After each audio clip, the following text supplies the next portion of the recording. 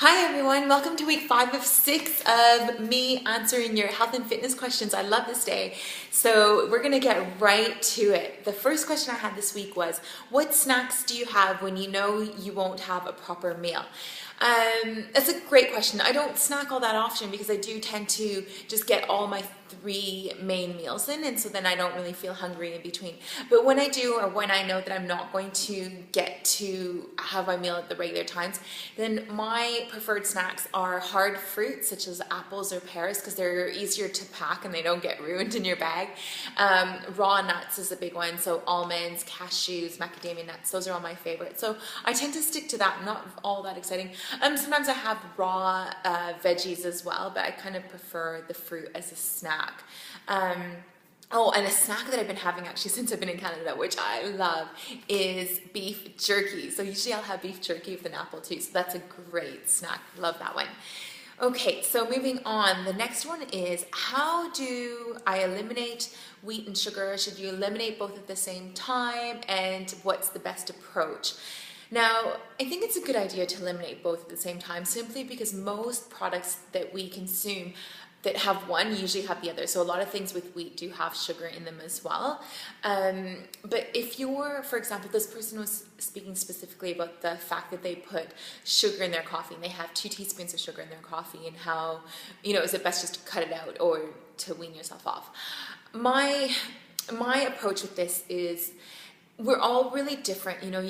We've got those people that could just cut something out cold turkey and that's the best and only way that they can do it.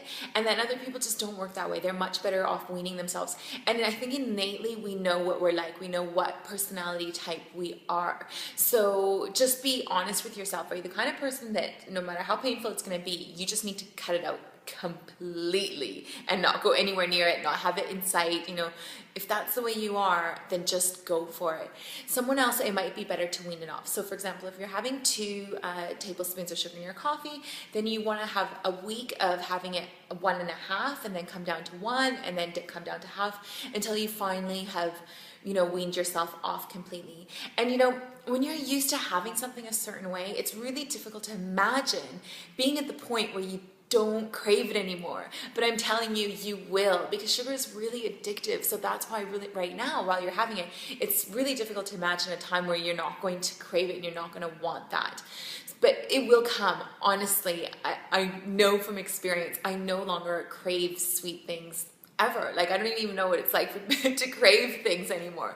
So you do get there in time, and that's just, that's a reality. So don't think that the way you feel now is the way you're going to feel later. It's worth the hard work that you're going to put in. So if you're the kind of person that needs to wean yourself off of it, go for it.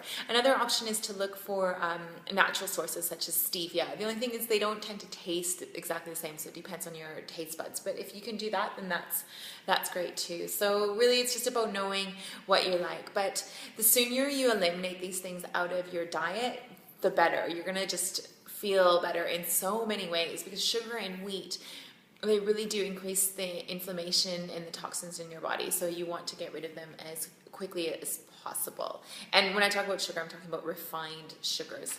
Okay, moving on. Oh, I know. This was a really good one, actually.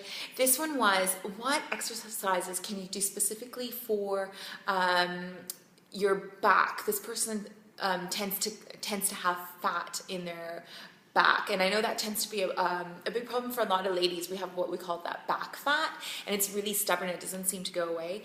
A few things. Okay, one, if it's simply loose skin, then there's not a lot you could do about it. But if it truly is fat, then you need to be doing resistance training. So you don't, it's difficult to reduce body fat in just one area, so you're gonna have to reduce it from your whole entire body.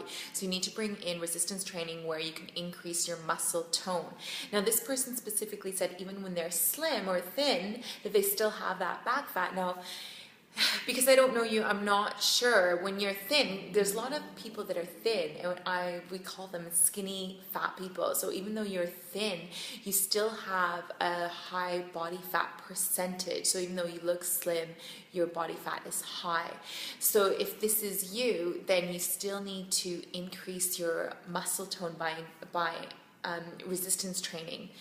Now, if you feel like you're doing everything right, you've got good muscle tone, your diet is really clean, and you still can't get rid of that back fat, then there might be more going on. It could be an indication of some sort of hormonal imbalance. So if this is the case, what I would do, my best suggestion for you is to look up a functional medicine practitioner in your local area. So that's a functional medicine practitioner, and you want them to have a look at your hormones.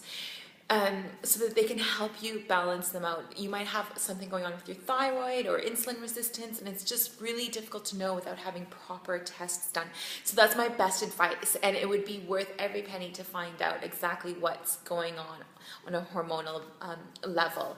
So that's only if you do feel like you have good muscle tone, your diet's been really clean for a long time, because remember, patience is also key. We do have those areas that are stubborn, and different people have different stubborn areas, and they just are usually the last places to go in terms of body fat. But if you feel like you're getting really lean everywhere else and that area is stubborn, then it might be hormones. So have a look at that. So there you go. That's a brilliant question, because I know a lot of people really struggle with that, but there's no such thing as really spot reducing. You do need to lose the body fat pretty much everywhere. Okay, I hope that helps. Amazing questions. Remember to subscribe to the YouTube channel above. Join us on Facebook/RoccoFit, and leave me your comments below as well. If you are also a practitioner out there, or you're a personal trainer and you can add to any of these questions, and feel free. That's amazing. The more help we can give people, the better. And if you have questions for next week, we've got one more week before the holidays. So please ask me all your questions for next week. I love answering them. Talk to you again soon. Bye.